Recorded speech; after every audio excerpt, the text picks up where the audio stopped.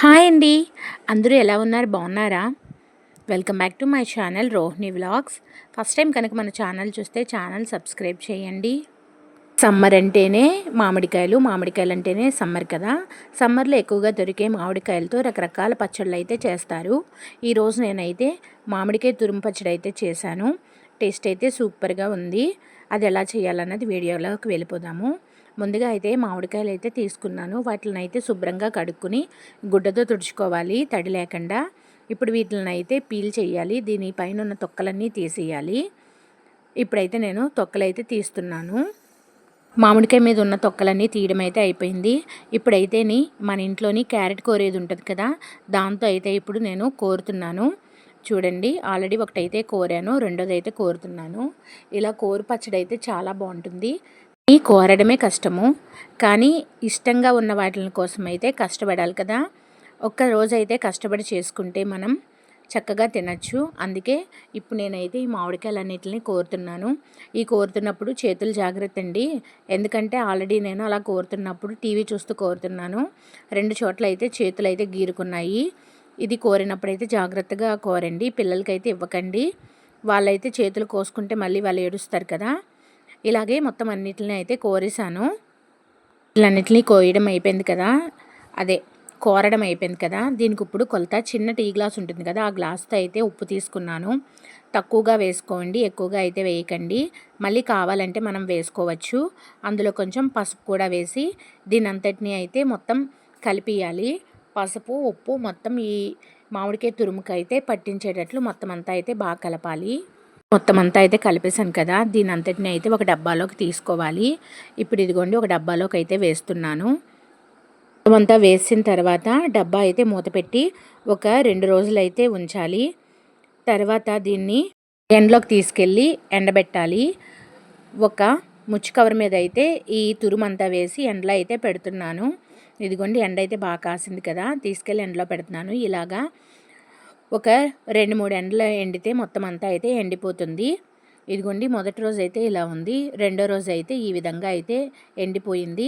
మొత్తం అంతా అయితే డ్రై అయిపోయింది. చూడండి, చూస్తున్నారు కదా వీడియోలో. నేను చేతితో అయితే ఇలా కలుపుతుంటే మీకు తెలుస్తుంది కదా, మొత్తం అంతా అయితే బాగా ఎండిపోయింది. ఇది కలుపుకుందాము. ఎలా కలపాలి అంటే, ఒక పళ్ళెంలోకి ఈ ఎండిపోయిన మామిడికాయ తురుమంతా వేసుకోవాలి. ఒక చిన్న గిన్నె పెట్టుకొని అందులో 2 స్పూన్లు ఆవాలు, 2 స్పూన్లు మెంతులు వేసి బాగా అయితే వేగనివ్వాలి. ఇది వేగిన తర్వాత దీన్ని అయితే చల్లారబెట్టి మిక్సీ అయితే చేయాలి పొడి కింద. ఇప్పుడైతే ఇది వేగుతుంది. ఇవి బాగా వేగిన తర్వాత వాటిని అయితే ఒక ప్లేట్లోకి అయితే తీసి ఉంచాను. వెల్లుల్లిపాయలు అయితే కావాలి. ఇదిగోండి ఒక 5 వెల్లుల్లిపాయలు అయితే తీసాను. వాటిని అయితే ఒలుస్తున్నాను. వెల్లుల్లిపాయలు అన్నిటిని అయితే ఒలిచేసాను. ఇగోని చూడండి, ఒక 5 వెల్లుల్లిపాయలని ఒలిస్తే ఇన్ని వెల్లుల్లిపాయలు అయితే వచ్చాయి. వేయించుకున్న ఆవాలు మెంతులు ఉన్నాయి కదా, వాటిని అయితే ఇప్పుడు మిక్సీ జార్లోకి వేసి మిక్సీ అయితే చేస్తున్నాను. ఇదిగోండి మిక్సీ చేయడం అయితే అయిపోయింది.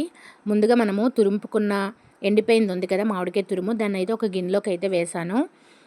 మొన్న మనము ఉప్పు వేసాం కదా, ఆ ఉప్పు ఎంత వేసామో అంత కారమే వేయాలి. ఇదిగోండి ఇప్పుడు కారం అయితే అందులో వేసాను. ఇందాక మనం మిక్సీ చేసాం కదా, ఆ పొడి కూడా అందులో వేసేయాలి. మెంతులు, ఆవాలు పొడి ఇదంతా వేసి మొత్తం అంతా అయితే బాగా కలపాలి. ఇప్పుడు పోపు అయితే పెట్టుకుందాము. ముందుగా అయితే ఒక కడాయి పెట్టుకుని ఆ గ్లాసుతో గ్లాసుడు నూనె అయితే వేసాను. నూనె అయితే వేడెక్కాలి. ఇప్పుడు నూనె అయితే వేడెక్కింది. ఇందాక మనం ముందుగా కట్ చేసుకున్న వెల్లుల్లిపాయలు ఉన్నాయి కదా, ఒలుచుకున్న వెల్లుల్లిపాయలు, ఆ వెల్లుల్లిపాయలు అయితే ముందు వేసాను. ఇవైతే బాగా వేగుతున్నాయి. ఇప్పుడు పోపు వేసుకోవాలి.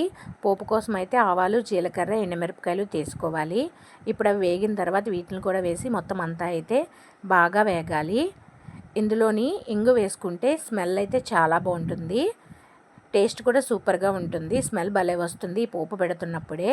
మా పాప అంటుంది, ఏంటమ్మా ఇంత మంచి స్మెల్ వస్తుంది, ఎంత బాగుంది ఏంటి అని అడిగింది. ఇంగు వేస్తే అలాగే మంచి స్మెల్ వస్తుందమ్మా అని చెప్పాను. ఇప్పుడు ఇవన్నీ అయితే బాగా వేగిపోయాయి. ఇప్పుడు స్టవ్ అయితే కట్టేయాలి. తురుము పచ్చడి ఉంది కదా, అందులో అయితే ఈ వేడి నూనె తీసుకెళ్ళి అందులో వేస్తే ఇలా సలసలా అని చెప్పి పొగలు రావాలి.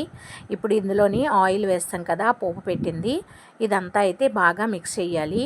ఇప్పుడైతే దీన్ని బాగా మిక్స్ చేస్తున్నాను. ఈ పోపు అంతా ఈ ఆయిల్ మొత్తం అంతా కలపాలి కదా. ఇదిగోండి మొత్తం అంతా అయితే బాగా కలిపాను. ఇలా కలిపేసి మూత పెట్టి అయితే ఉంచేయండి. నెక్స్ట్ డేకి చూస్తే ఆయిల్ అంతా పైకి తేలి ఈ విధంగా అయితే దగ్గరికి అయితే వచ్చింది. చూడండి ఎంత బాగుందో పచ్చడి. చూస్తుంటేనే నోరు ఊరిపోతుంది కదా, తినాలనిపిస్తుంది. మామిడికాయ పచ్చడి అంటే ఎంతమందికి ఇష్టమో అన్నది కామెంట్ చేయండి. ముక్కల పచ్చడి, తురుము పచ్చడి ఈ విధంగా అయితే ఎన్ని రకాలుగా చేసుకోవచ్చు ఒక మామిడికాయతో. ఇంతకీ మీరు ఈ తురుము పచ్చడి పెట్టుకున్నారా లేదా అన్నది కామెంట్ చేయండి.